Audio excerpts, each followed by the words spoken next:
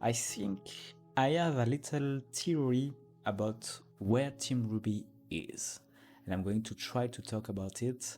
I'm going to try to be understandable about it because, first of all, I want to apologize for my very, very French accent, and also because it's the first time I do a Ruby theory video, and I hope you like it because it was very fun to make. So, where did Team Ruby, Neo, and John ended up?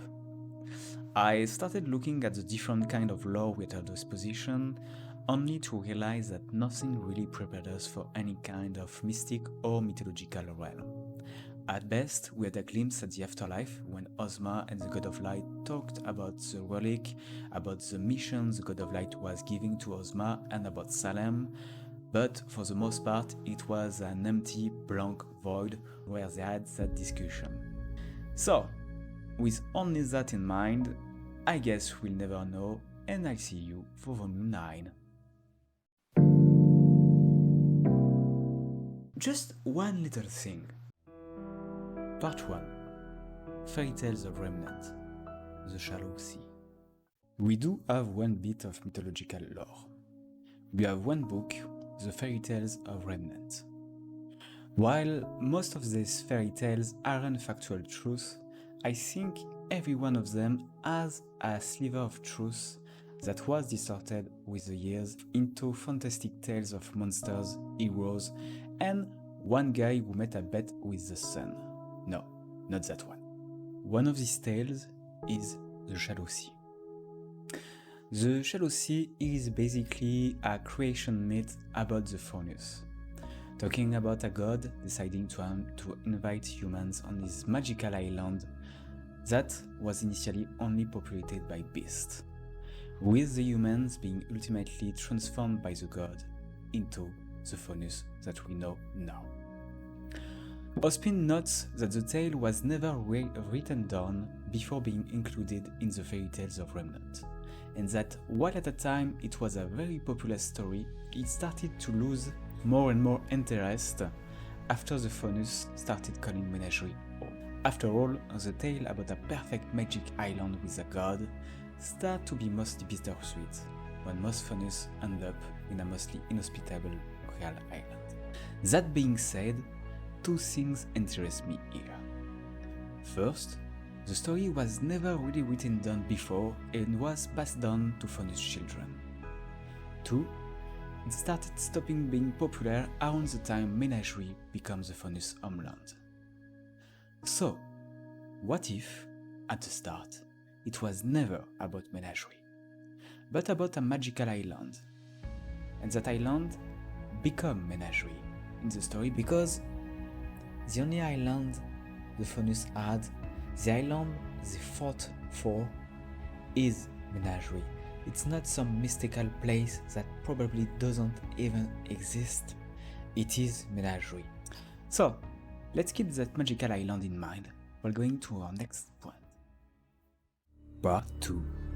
The Pool of Creation. Back in Volume 6, in the episode The Lost Fable, we learned that it exists in Remnant two pools of incredible power.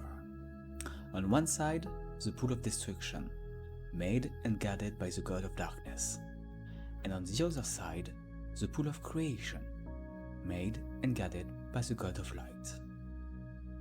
Following the gods leaving Remnant, we know that the pool of destruction was still around since Salem tried to kill herself with it. We also know that the pool was still creating Grimm without the god of destruction input. The last time we saw the pool of creation was when the first version of humanity was dusted by the god of destruction and part of the moon fall on Remnant and Salem. We know that the pool of destruction survived and is right now probably near the Evernight Castle so that Salem can do whatever she wants to do, whatever she do on her free time.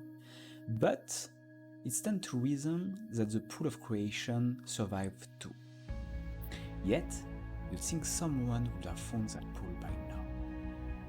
So, what if the pool of creation ended up being separated from the mainland because of the impact of the book and moon, and the crater being filled by water with time? Hence, we end up with a shallow sea. And what if, like the pool of destruction continuing to create grim even without its master around, the pool of creation did continue to create things, also without its master control? Part 3. The Island of Creation. First of all, what I'm going to say is only pure speculation. The only few hints we had end with the shallow sea, and even the part with the pool of creation is only a little deduction on my part, but it is not a proof, it is not a sure thing.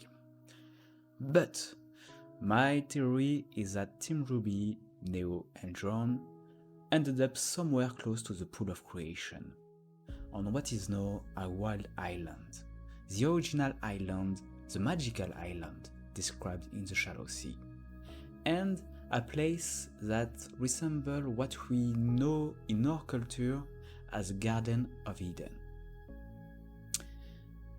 I talk about the Garden of Eden because we don't know how the second version of humanity came to be. The only thing we know for sure is that around the time the second version of humanity started to be, the faunus were also there. So, what if the faunus and the humans, the second version of them anyway, came from that place? Sometime, maybe a long time, after the dusting of the first version of humanity. And, like our Garden of Eden, something happened. Humanity and the faunus were separated, and everything has gone pretty much to hell.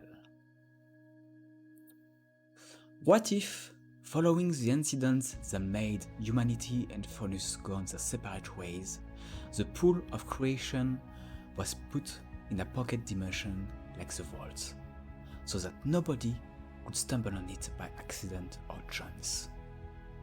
Or what if you can stumble on it by accident, but you can never leave? What if the pool of creation started to act wildly, creating stuff that shouldn't be, stuff that should be controlled by the god of light, but the guy is not home today and nobody can join in on the phone? Maybe the place is the only link between Remnant and the afterlife. In any case, I'm very excited to find out.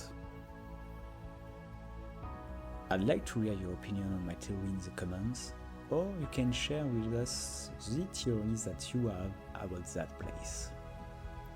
And I want to thank you for having taken the time to watch the video, because it's something new to me and it's a bit scary to do.